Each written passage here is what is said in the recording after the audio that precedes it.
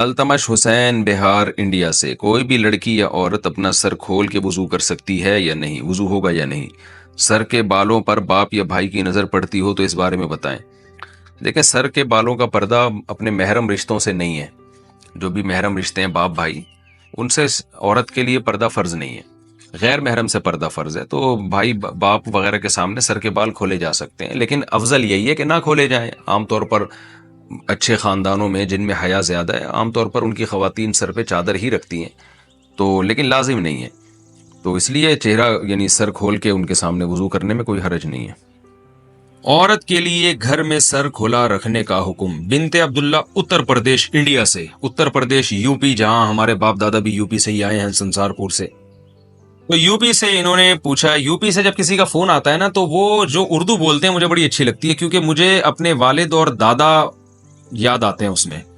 دادی، وہ ہماری دادی اور والد جو اردو بولتے تھے نا، وہ بالکل وہی اردو تھی جو اب یو پی سے کسی کا فون آتا ہے تو وہ جو اردو بول رہا ہوتا ہے، مجھے بڑا اچھا لگتا ہے ان کا اردو بولنا، کیونکہ مجھے اپنے والد صاحب اور والدہ اور اپنی دادی، جو ہمارے پرانے بزرگ دنیا سے جا چکے ہیں، اللہ تعالیٰ ان سب کی مغفرت فرمائے، ان سے جو ہم نے اردو سنی تھی، وہ ایکسنٹ اور وہ لہجہ ہمیں یو پی سے مل رہا ہوتا ہے، بڑا اچھا سا محسوس ہوتا ہے۔ کئی دفعہ جو یو پی سے کسی کی کال آئے تو میں ان کو کہتا بھی ہوں کہ آپ تھوڑی سی بات کریں، مجھے بڑا مزہ آ رہا ہے، مجھے ایسا لگ رہا ہے جیسے میرے والد صاحب کی یاد تازہ ہو رہی ہے، والدہ کی، اور جو ہماری دادی وغیرہ جو اردو بولا کرتی تھی۔ ہماری تو اردو ظاہر ہے اب وقت کے لحاظ سے چینج ہو گئی، لیکن وہ جو یو پی کی اردو تھی نا، وہ آج بھی یو پی والے وہی اردو بول رہے ہیں، ان کی اردو میرا خیال ہے چینج نہیں ہوئی ہے۔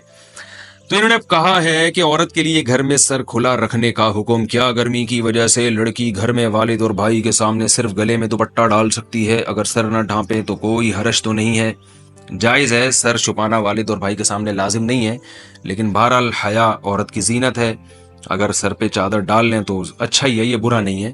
بعض گھروں میں تو اس کا بڑا خیال کیا جاتا ہے، تو شریعت نے گنجائش ضرور دی ہے کہ عورت سر کے بال کھول سکتی ہے، لیکن اپریشیٹ نہیں کیا، تو اگر چادر سر پہ رکھیں تو زیادہ اچھی بات ہے، لیکن کوئی فرض نہیں ہے۔ کیا اٹیچ باتھ روم میں وضو کی دعائیں پڑھ سکتے ہیں؟ اٹیچ باتھ روم میں وضو کی دعائیں نہ پڑھیں تو اچھا ہے، ویسے بھی وضو میں کوئی لمبی چوڑی دعائیں نہیں ہیں، صرف ایک ہی دعا ہے، اللہم اغفر لی ذنبی ووسع لی فی داری وبارک لی فی رزقی۔ اس کے علاوہ جو لمبی چوڑی دعائیں ہیں نا وضو میں، ہاتھ دھوتے ہوئے، یہ منہ دھوتے ہوئے، یہ قلی کرتے ہوئے، یہ کسی بھی مستند روایات سے، حدیث سے ثابت نہیں ہے۔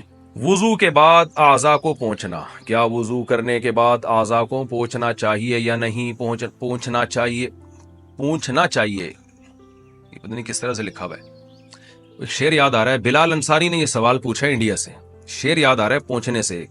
ہم نے 9th کلاس میں تھے تو ہمارے ٹیچر نے شعر سنایا تھا، ان کے دستے نازک کے لیے بھیجی تھی جو پونچھی، خبر پہنچی تو یہ پہنچی کہ پونچھی نہیں پہنچی۔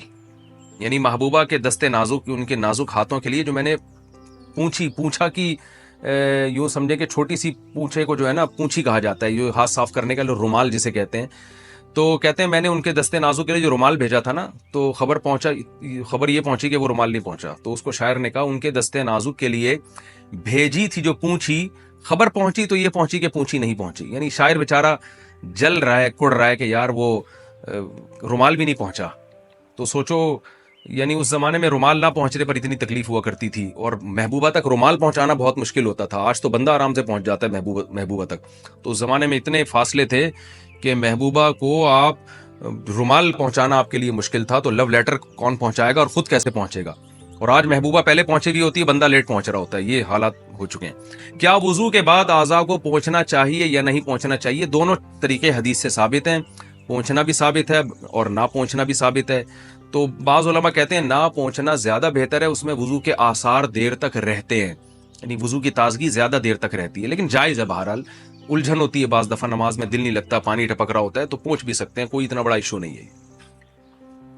تیسری اور چوتھی رکعت میں قراءت کتنی کی جائے؟ فرض نماز اکیلے پڑھی جا رہی ہو تو تیسری اور چوتھی رکعت میں سورہ فاتحہ کے بعد کوئی سورت پڑھی جائے گی یا نہیں پڑھی جائے گی؟ نظام الدین انڈیا سے، نہیں پڑھی جائے گی، کسی نے پڑھ لی تو یہ بھی جائز ہے، گناہ نہیں ہے، اور سجدہ سہو واجب نہیں ہوتا، لیکن بہتر یہی ہے کہ سورہ فاتحہ کے بعد رکوع کر لے، کیونکہ فرض کی تیسری اور چوتھی رکعت بس سورہ فاتحہ، اس کے بعد نہیں ہے۔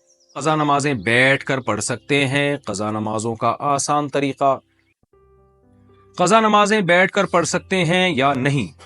اگر قضا نمازیں کافی زیادہ ہوں تو انہیں پڑھنے کا آسان طریقہ کیا ہے؟ محمد عمران، اسلام آباد سے۔ دیکھیے فرض نماز شرعی عذر کے بغیر بیٹھ کر پڑھنا جائز نہیں ہے. اگر پڑھ لی تو نماز ادا نہیں ہوگی. خوب سمجھ لیں, وہ کھڑے ہو کر ہی پڑھنی پڑے گی آپ کو.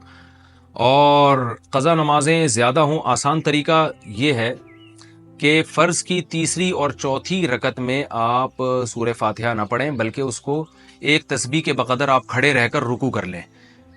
اگرچہ یہ طریقہ خلاف سنت ہے, لیکن بہت زیادہ نمازیں جمع ہو گئی ہیں, ان میں ٹائم بہت لگ رہا ہے, تو پھر اس طریقے پر عمل کیا جا سکتا ہے کہ فرض کی تیسری اور چوتھی رکعت کو آپ, کیونکہ اس میں قرات کرنا واجب نہیں ہے. ممکن ہے بہت سے لوگ یہ فوراً حدیث پیش کر دیں, لا صلاۃ الا بفاتحۃ الکتاب, سورہ فاتحہ کے بغیر نماز ہی نہیں ہوتی. تو سورہ فاتحہ کے بغیر حدیث میں آتا ہے نماز نہیں ہوتی, یہ نہیں آتا کہ رکعت ہی نہیں ہوتی. اسی وجہ سے امام مالک کا تو قول ہے, مشہور قول وہی ہے کہ چاروں رکعتوں میں سے ایک میں بھی اگر سورہ فاتحہ پڑھ لی تو نماز ہو جائے گی, چاروں میں پڑھنا ضروری نہیں ہے. لیکن حنفیہ کا قول یہ ہے کہ پہلی دو رکعتیں وہ دوسری پہلی کے مشابہ ہے. یہی وجہ ہے کہ سفر میں آخری دو رکعتیں ساقط ہوتی ہیں, پہلی برقرار رہتی ہیں. تو پہلی دو کا وہی یعنی دوسری کا وہی حکم ہے جو پہلی کا ہے, اس لیے پہلی دو میں تو واجب ہے, آخری دو میں واجب نہیں ہے. تو اس لیے فرض کی تیسری اور چوتھی رکعت میں اگر کوئی سورہ فاتحہ پڑھے تو اچھی بات ہے, نہ پڑھے تو بھی جائز ہے. اور صحابہ کے اس بارے میں ہمیں فتویٰ بھی ملتا ہے اس بارے میں. تو اس لیے فرض میں اگر آپ تخفیف کر لیں تیسری اور چوتھی رکعت میں, تھوڑی دیر کھڑے رہ کر بس رکوع کر لیں تو بھی ادا ہو جائے گی. لیکن یہ بہتر نہیں ہے, بہتر یہی ہے کہ آپ سورہ فاتحہ پراپر طریقے سے پڑھیں. لیکن بہت زیادہ نمازیں جمع ہوں تو اس شارٹ طریقے پر عمل کیا جا سکتا ہے. مگر وطر میں ایسا نہیں ہوگا, وطر میں آپ کو تیسری رکعت میں بھی تلاوت بھی کرنی پڑے گی اور فاتحہ بھی پڑھنی پڑے گی. وضو میں دانت سے خون آئے تو کیا حکم ہے؟ وضو کے دوران دانتوں سے خون نکلتا ہو تو وضو ہوگا یا نہیں؟ نیز عام حالات میں دانت سے خون نکلے تو اسے نگلنا حرام ہوگا یا نہیں؟ محمد شہباز انڈیا سے. دیکھیے وضو کے دوران اگر دانت سے خون نکل آیا تو ہلکا سا خون ہے تو کوئی فرق نہیں پڑتا اس سے, لیکن اتنا خون ہے کہ تھوک پہ غالب آ گیا, یعنی آپ نے جب تھوک پھینکا تو اس میں سرخی زیادہ ہو تھوک کم ہو, سرخ پنا زیادہ آ جائے تو وضو ٹوٹ جائے گا. پھر اس کو یوں سمجھا جائے گا جیسے خون نکل کے بہہ گیا ہے, اور ایسے خون کو نگلنا بھی حرام ہے کیونکہ بہتا ہوا خون ہے. اور اگر اس سے کم ہے تو پھر وہ ناپاکی کے حکم میں نہیں ہے, نہ تو اس سے نکلنے سے وضو ٹوٹے گا, نہ وہ حلق میں جانے سے حرام ہونے کا حرام کہا جائے گا اس کو. لیکن وہ حلق میں جاتا نہیں ہے, اتنا تھوڑا ہوتا ہے, جاتا اکثر جبھی ہے جب زیادہ نکل جائے وہ.